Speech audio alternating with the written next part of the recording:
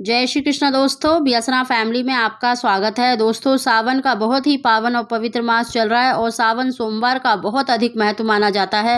दोस्तों, इस बार सावन के महीने में बहुत ही दुर्लभ योग भी बनने जा रहा है, जिसके कारण 9 भाग्यशाली राशियों को संतान सुख के साथ साथ पुत्र प्राप्ति के योग भी बन रहे हैं। अगर इस सर्वार्थ सिद्ध योग में अगर आप सावन सोमवार में आप किसी भी सोमवार के दिन कर सकते हैं, पहले सोमवार में, दूसरे, तीसरे या चौथे सोमवार में आपको अगर एक वस्तु शिवलिंग पर चढ़ाकर अगर स्त्री 5 दिन खा लेती है तो यकीन मानिए आपको निश्चित ही मन वांछित संतान की प्राप्ति होगी। दोस्तों, उसकी जानकारी देने से पहले अगर अभी तक आपने मेरा चैनल सब्सक्राइब नहीं कर रखा तो सब्सक्राइब जरूर कर लें, बगल में बेल आइकन को भी दबा दें, जिससे मेरी आने वाली सभी लेटेस्ट वीडियो का नोटिफिकेशन सबसे पहले आप तक पहुंच सके। दोस्तों, इस उपाय को आप सावन सोमवार में कभी भी कर सकते हैं। आपको सावन सोमवार में देखिए पूरी विधि विधान से भगवान शंकर का पूजन करना है। अगर पति पत्नी मिलकर करें तो बहुत ही अच्छा है, नहीं तो दोनों में से कोई भी कर सकता है। इस उपाय को देखिए आप सावन सोमवार में कभी भी कर सकते हैं। सोमवार के दिन आपको भगवान शंकर का पूजन पूरे विधि विधान से करना है।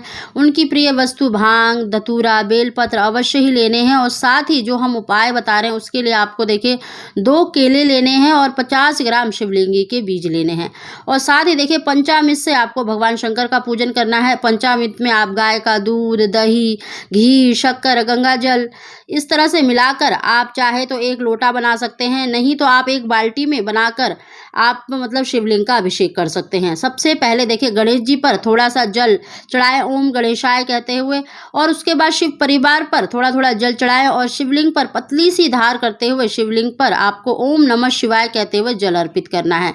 इस तरह से जल अर्पित करें, उसके बाद शुद्ध जल से स्नान कराएं, चंदन तिलक अवश्य लगाएं, अक्षत भी अवश्य चढ़ाएं और अगर आप जो भी वस्तु ले गए हैं भांग धतूरा वो अवश्य ही ओम नमः शिवाय कहते हुए शिवलिंग पर चढ़ाएं। और पूजा करने के बाद सबसे आखिर में आपको दोनों केलों को अपनी मनोकामना बोलकर शिवलिंग पर चढ़ा देना है और साथ ही आपको देखिए शिवलिंग के बीज भी अवश्य ही शिवलिंग पर चढ़ा देना है। आप उन 50 ग्राम शिवलिंग के बीज में से थोड़े से बीज लेकर आपको शिवलिंग पर अवश्य ही अर्पित कर देना है। धूप दीप जलाकर भगवान शंकर की आरती और माता पार्वती की आरती अवश्य ही करें और अपनी मनोकामना भगवान शंकर के सामने तो अवश्य बोलें और साथ ही नंदी जी के बाएं कान में भी आपको अपनी मनोकामना अवश्य ही बोलनी है। साथ ही दोस्तों, पूजा करने के बाद आपको उन दोनों केलों में से 1 केले को पति पत्नी दोनों ग्रहण कर सकते हैं, नहीं तो सिर्फ पत्नी भी ग्रहण कर सकती है। और जो शिवलिंगी के बीज आपने लिए हैं उनको आपको दूसरे दिन से ब्रह्म मुहूर्त में चाहे तो आप साबुत निकल लें 1-1 चम्मच, या तो आप उसका पाउडर बनाकर भी अगर आप पुत्र की इच्छा रखते हैं तो बछड़े वाली गाय के दूध से ग्रहण कर लें, नहीं तो अगर सिर्फ संतान की इच्छा है तो आपको सिर्फ गाय के दूध से ही ग्रहण करना है। आपको 5 दिन लगातार 1-1 चम्मच लेना है।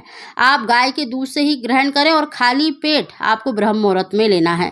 भगवान शंकर की कृपा से आपको निश्चित ही मन वांछित संतान की प्राप्ति होगी। दोस्तों, आपको शिवलिंग के बीज 5 दिन तो अवश्य ग्रहण करने हैं और जिस दिन आप इस उपाय को कर रहे हैं सावन सोमवार में, पूजा करने के बाद आपको 1 बेल पत्र भी अवश्य उठाकर लाना है और सोमवार की रात्रि को ही अपनी नाभि पर रखकर सोना है। भगवान शंकर का ध्यान करें, उनसे प्रार्थना करें, संतान सुख की, पुत्र की जो भी इच्छा है उसको बोलकर आपको नाभि पर रखकर जो चिकनी साइड होती है बेलपत्र की उसको रखकर सोना है और दूसरे दिन उस बेलपत्र को किसी भी वृक्ष के नीचे अपने घर के गमले में डाल दें। यकीन मानिए भगवान शंकर और माता पार्वती की कृपा से आपको मन वांछित संतान की प्राप्ति अवश्य ही होगी।